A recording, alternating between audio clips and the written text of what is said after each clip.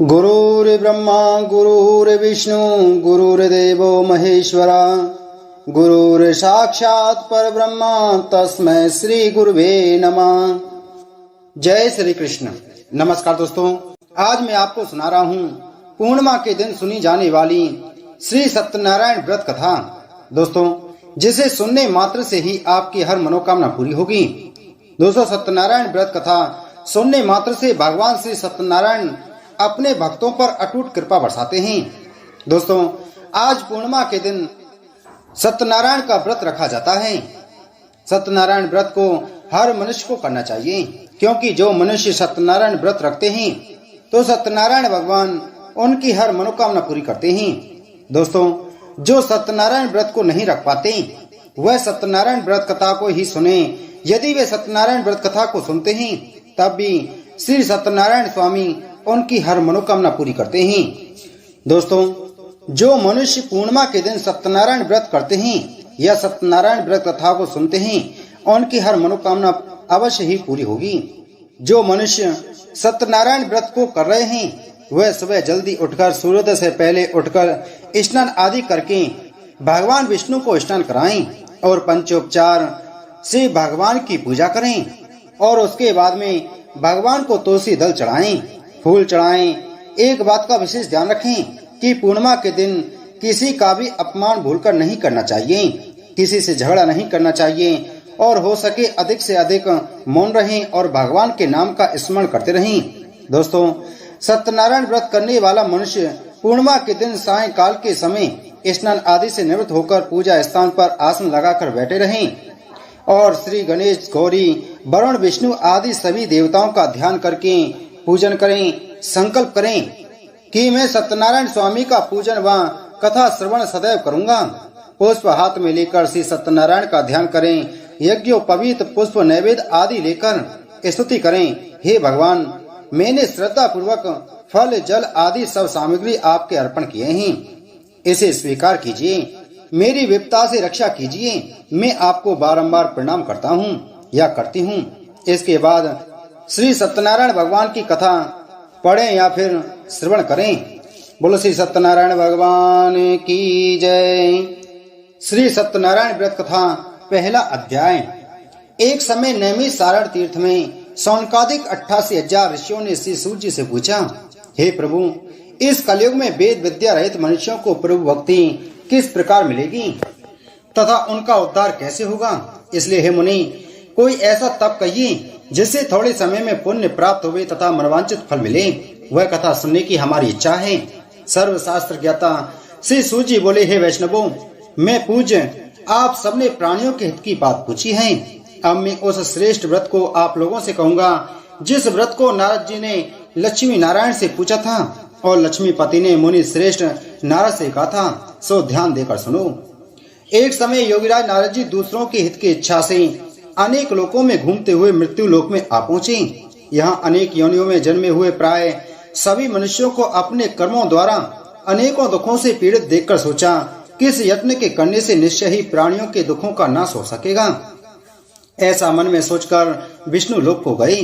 वहाँ श्वेत वर्ण और 4 भुजाओं वाले देवों के ईश नारायण को देखकर, जिनके हाथों में शंख, चक्र, गदा और पद्म थे तथा वरमाला पहने हुए थे, स्तुति करने लगे, हे भगवान, आप अत्यंत शक्ति से संपन्न हैं। मन तथा वाणी भी आपको नहीं पा सकती। आपका आदि मध्य अंत नहीं है। निर्गुण स्वरूप सृष्टि के आदि भूत व भक्तों के दुखों को नष्ट करने वाले हो। आपको नमस्कार है।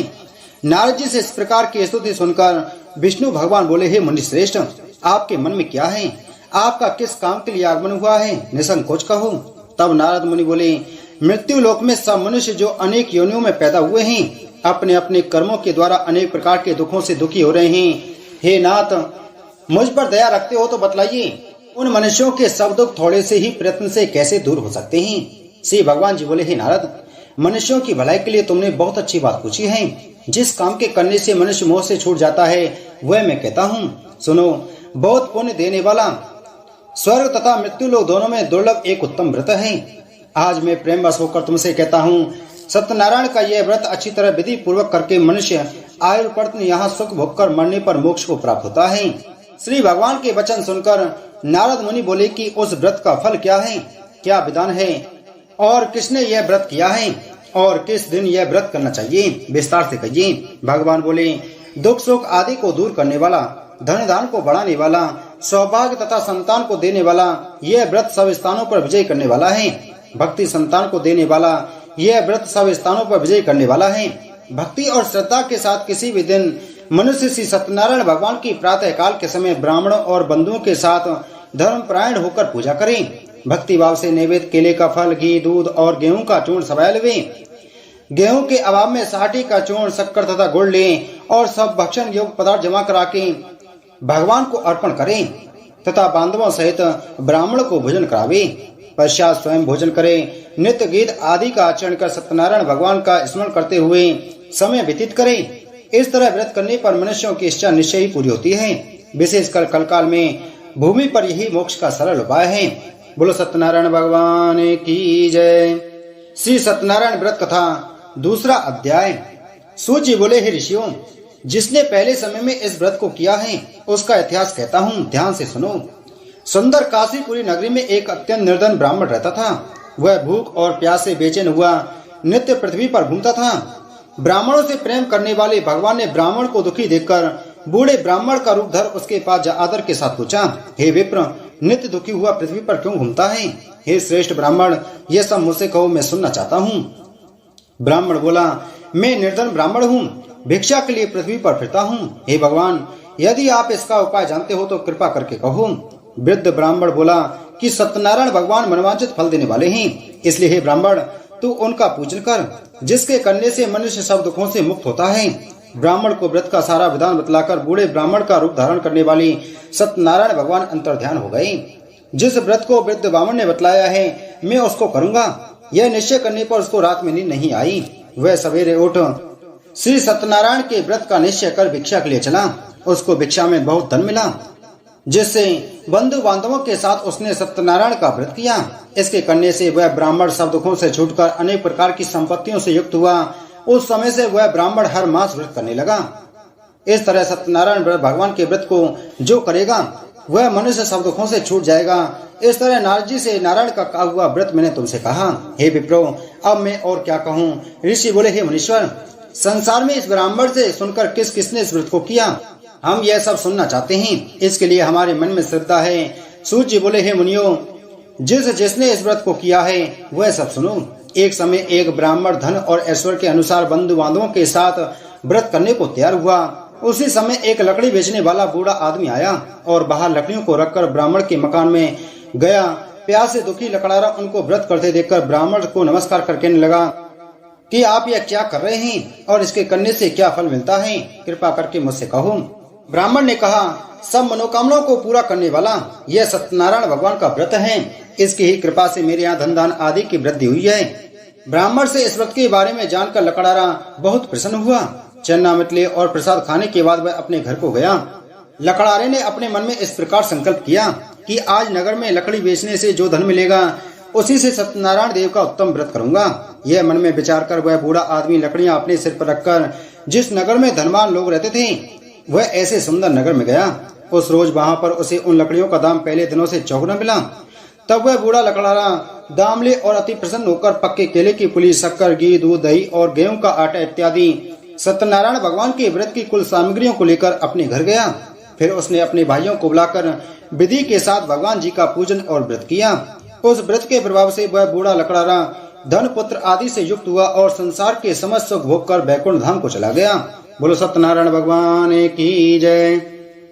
सत्यनारायण व्रत कथा तीसरा अध्याय। श्री सूत जी बोले, हे श्रेष्ठ मुनियों, अब आगे की कथा कहता हूँ, सुनो। पहले समय में उल्कामुख नाम का एक बुद्धिमान राजा था।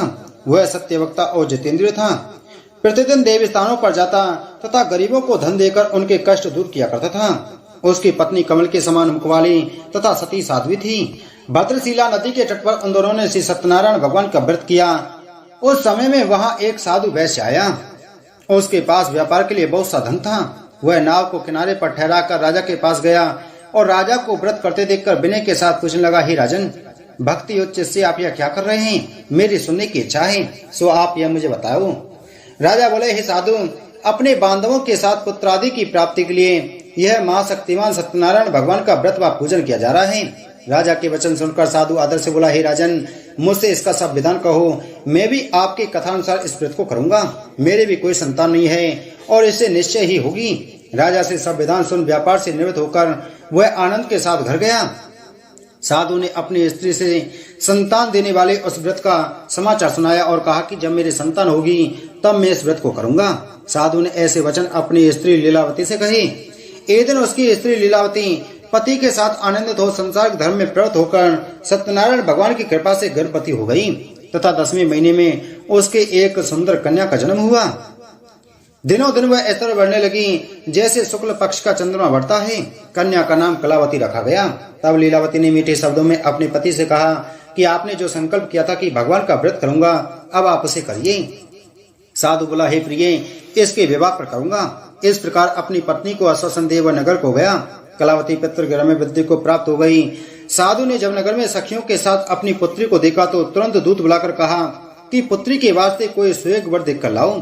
साधु की आज्ञा पाकर दूत कंचन नगर पहुंचा और वहां बड़ी खोज कर देखभाल कर लड़की के लिए सुयोग बड़े पुत्र को ले आया।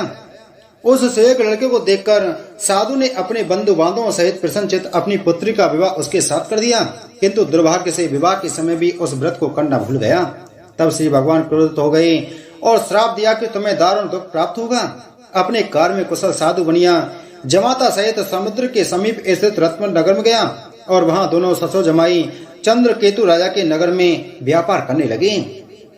एक रोज भगवान सत्यनारायण की माया से प्रेरित कोई चोर राजा का धन चुराकर भागा जा रहा था, किंतु राजा के दूतों को आता देखकर चोर ने घबराकर भागते हुए राजा के धन को वहीं चुपचाप रख दिया जहां वो ससुर जमाई ठहरे हुए थे। जब दूतों ने उस साधु वैश्य के पास राजा के धन को रखा देखा तो वे दोनों को बांध कर ले गए और प्रसन्नता से दौड़ते हुए राजा के समीप जाकर बोले, यह दो चोर हम पकड़ कर लाए हैं, कृपया आज्ञा दें। तब राजा की आज्ञा से उनको कठोर कारावास में डाल दिया और उनका सब धन छीन लिया। सत्यनारायण भगवान के श्राप द्वारा उनकी पत्नी भी घर पर बहुत दुखी हुई और घर पर जो धन रखा था चोर चुरा कर ले गई। शारीरिक व मानसिक पीड़ा तथा भूख प्यास से अति दुखित हो अन्न की चिंता में कलावती एक ब्राह्मण के घर गई। वहां उसने सत्यनारायण भगवान का व्रत होते देख फिर कथा सुनी तथा प्रसाद ग्रहण कर रात को घर आई। माता ने कलावती से कहा, हे पुत्री, अब तक कहाँ रही वह, तेरे मन में क्या है? कलावती बोली, हे माता, एक ब्राह्मण के घर से सत्यनारायण भगवान का व्रत देखा है। कन्या के वचन सुनकर लीलावती भगवान के पूजन की तैयारी करने लगी। लीलावती ने परिवार और बांधवों सहित श्री सत्यनारायण भगवान का पूजन किया और वर मांगा कि मेरे पति और दामाद शीघ्र आ जाएं। साथ ही प्रार्थना की कि हम सबका अपराध क्षमा करो। सत्यनारायण भगवान इस व्रत से संतुष्ट हो गए और राजा चंद्रकेतु को सपने में दर्शन देकर कहा, हे राजन, दोनों वैश्यों को प्रातः ही छोड़ दो और उनका सब धन जो तुमने ग्रहण किया है दे दो, नहीं तो मैं तेरा धन राजपुत्र आदि सब नष्ट कर दूंगा। राजा से ऐसे वचन कहकर भगवान अंतर्ध्यान हो गए। प्रातः काल राजा चंद्रकेतु ने सभा में अपना स्वप्न सुनाया। फिर दोनों बड़क पुत्रों को कैद से मुक्त कर सभा में बुलाया। दोनों ने आते ही राजा को नमस्कार किया। राजा मीठे वचनों से बोला, हे महानुभावों, भाभी बस ऐसा कठिन दुख प्राप्त हुआ है, अब तुम्हें कोई भय नहीं है। ऐसा कहकर राजा ने उनको नए नए वस्त्राभूषण पहनाए तथा उनका जितना धन लिया था उससे दोगुना धन देकर आदर सहित विदा किया। फिर दोनों वैश्य अपने घर को चल दिए। बोलो सत्यनारायण भगवान की जय। श्री सत्यनारायण व्रत कथा चौथा अध्याय। सूर्य बोले, वैश्य ने मंगलाचार करके यात्रा आरंभ की और अपने नगर को चला। उनके थोड़ी दूर निकलने पर दंडी वेशधारी सत्यनारायण भगवान ने पूछा, हे साधु, तेरी नाव में क्या है? अभिमानी बड़क हंसता हुआ बोला, हे डंडी, आप क्यों पूछते हो? क्या धन लेने की इच्छा है? मेरी नाव में तो बेल और पत्ते भरे हैं। वैश्य का कठोर वचन सुनकर भगवान ने कहा, तुम्हारा वचन सत्य हो। डंडी ऐसा कहकर वहां से कुछ दूर चले गई और कुछ दूर जाकर समुद्र के किनारे बैठ गई। डंडी के जाने पर वैश्य ने नित्य क्रिया करने के बाद नाव को ऊंची उठी देकर अचंबा किया और नाव में बेल पत्ते आदि देखकर मूर्छित हो जमीन पर गिर पड़ा। फिर मूर्छा खुलने पर अत्यंत शोक प्रकट करने लगा। तब उसका दामाद बोला कि आप शोक ना करें, यह सब डंडी का श्राप है, अतः उनकी शरण में चलना चाहिए, तभी हमारी मनोकामना पूरी होगी। दामाद के वचन सुनकर साधु बड़क डंडी के पास पहुंचा और अत्यंत भक्ति भाव से नमस्कार करके बोला, हे भगवान, आपकी माया से मोहित ब्रह्मा आदि आपके रूप को नहीं जानते, तब मैं अज्ञानी कैसे जान सकता हूँ? आप प्रसन्न होइए, मैं सामर्थ्य के अनुसार आपकी पूजा करूंगा। मेरी रक्षा करो और पहले के समान नौका में धन भर दो। उसके भक्ति वचन सुनकर भगवान प्रसन्न हो उसकी इच्छा अनुसार भर देकर अंतर्ध्यान हो गए। तब उन्होंने नाव पर आकर देखा कि नाव धन से परिपूर्ण है। फिर वह भगवान सत्यनारायण का पूजन कर साथियों सहित अपने नगर को चला। जब अपने नगर के निकट पहुंचा तब दूत को घर भेजा। दूत ने साधु के घर जा उसकी स्त्री को नमस्कार कर कहा कि साधु अपने दामाद सहित इस नगर के समीप आ गए हैं। ऐसा वचन सुन साधु की स्त्री ने बड़े हर्ष के साथ सतदेव का पूजन कर पुत्री से कहा, मैं अपने पति के दर्शन को जाती हूँ, तू कार्य पूर्ण कर शीघ्र आना। माता के ऐसे वचन सुनकर कलावती प्रसाद छोड़कर पति के पास गई। प्रसाद की अवज्ञा के कारण सतदेव ने रुष्ट हो उसके पति को नाव सहित पानी में डुबो दिया। कलावती अपने पति को ना देखकर रोती हुई जमीन पर गिर पड़ी। इस तरह नौका को डूबा हुआ तथा कन्या को रोता हुआ देखकर साधु दुखित बोला, हे प्रभु, मुझसे या मेरे परिवार से जो भूल हुई है उसे क्षमा करो। उसके दीन वचन सुनकर सतदेव प्रसन्न हो गए और आकाशवाणी हुई कि हे साधु, तेरी कन्या मेरे प्रसाद को छोड़कर आई है, इसलिए इसका पति अदृश्य हुआ है। यदि वह घर जाकर प्रसाद खाकर लौटे तो इसे पति अवश्य मिलेगा। ऐसी आकाशवाणी सुनकर कलावती ने घर पहुंचकर प्रसाद खाया, फिर आकर पति के दर्शन किए। तत्पश्चात साधु ने बंधु बांधवों सहित सतदेव का विधि पूर्वक पूजन किया। उस दिन से वह प्रत्येक पूर्णिमा को सत्यनारायण भगवान का पूजन एवं कथा करने लगा। फिर इस लोक का सुख भोग कर अंत में स्वर्ग लोक हो गया। बोलो सत्यनारायण भगवान की जय। सत्यनारायण व्रत कथा 5वां अध्याय। सूर्य बोले, हे ऋषियों, मैं और भी कथा कहता हूँ, सुनो। प्रजा पालन में लीन तुगंध्वज नाम का एक राजा था। उसने भी भगवान का प्रसाद त्याग कर बहुत दुख पाया। एक समय वन में जाकर वन्य पशुओं को मारकर बढ़ के नीचे आया। वहाँ उसने ग्वालों को भक्ति भाव से बांधवों सहित सत्यनारायण भगवान का पूजन करते देखा। राजा देखकर भी अवमानवश वहां नहीं गया और न ही नमस्कार किया। जब ग्वालों ने भगवान का प्रसाद उसके सामने रखा तो वह प्रसाद को त्याग कर अपनी सुंदर नगरी को चला। वहीं उसने अपना सब कुछ नष्ट पाया तो वह जान गया कि सब भगवान ने किया है। तब वह विश्वास कर ग्वालों के समीप गया और विधि पूर्वक पूजन कर प्रसाद खाया तो सतदेव की कृपा से पहले जैसा था वैसा ही हो गया। फिर दीर्घ काल तक सुख भोग कर मरने पर स्वर्ग लोक को चला गया। जो मनुष्य इस परम दुर्लभ व्रत को करेगा, भगवान की कृपा से उसे धन्य दान की प्राप्ति होती है तथा सब मनोरथ पूर्ण होकर अंत में वैकुंठ धाम को जाता है। जिन्होंने पहले इस व्रत को किया है, अब उनके दूसरे जन्म की कथा कहता हूँ। व्रत सतानंद ब्राह्मण ने सुदामा का जन्म लेकर मोक्ष को पाया। उल्कामुक नाम का राजा दशरथ होकर वैकुंठ को प्राप्त हुआ। साधु नाम के वैश्य ने मोरध्वज बनकर अपने पुत्र को आर्य से चीरकर मोक्ष को प्राप्त किया। महाराज तुगध्वज ने स्वयंभू होकर भगवान से भक्ति उत्कर्म कर मोक्ष को प्राप्त किया। इति श्री सत्यनारायण व्रत कथा संपूर्णम। बोले सत्यनारायण भगवान की जय। आइए सुनते हैं श्री सत्यनारायण जी की आरती। जय लक्ष्मी रमना स्वामी, जय लक्ष्मी रमना, सत्यनारायण स्वामी, सत्यनारायण स्वामी, जनपातक हरिना। ओम जय लक्ष्मी रमना, रतन जड़ित सिंहासन, अधिभूत छवि राजे, प्रभु अधिभूत छवि राजे, नारत करत निरांजन, घंटा ध्वनि बाजे। ओम जय लक्ष्मी रमना, प्रगट भये कलि कारण, ध्वज को दरस दियो प्रभु, ध्वज को दरस दियो।